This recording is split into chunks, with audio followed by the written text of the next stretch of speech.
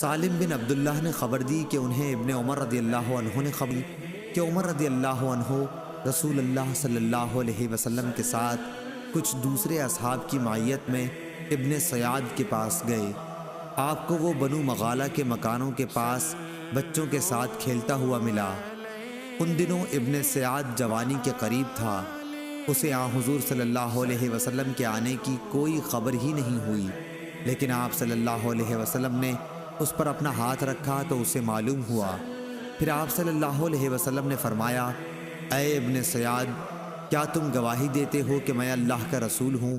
ابن سیاد رسول اللہ صلی اللہ علیہ وسلم کی طرف دیکھ کر بولا، ہاں میں گواہی دیتا ہوں کہ آپ ان پڑھوں کے رسول ہیں۔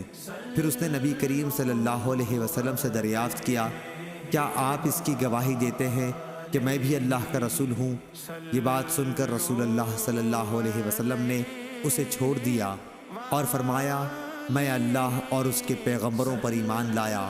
پھر آپ صلی اللہ علیہ وسلم نے اس سے پوچھا کہ تجھے کیا دکھائی دیتا ہے؟ ابن سیاد بولا کہ میرے پاس سچی اور جھوٹی دونوں خبریں آتی ہیں۔ نبی کریم صلی اللہ علیہ وسلم نے فرمایا، پھر تو تیرا سب کام گڑبڑ ہو گیا۔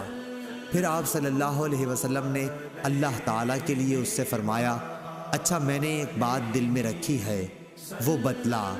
آپ نے سورہ دخان کی ایک آیت کا تصور کیا۔ ابن سیاد نے کہا، وہ دخ ہے۔ آپ صلی اللہ علیہ وسلم نے فرمایا، چل دور ہو، تو اپنی بساط سے آگے کبھی نہ بڑھ سکے گا۔ حضرت عمر رضی اللہ عنہ نے فرمایا، یا رسول اللہ، مجھ کو چھوڑ دیجئے، میں اس کی گردن مار دیتا ہوں۔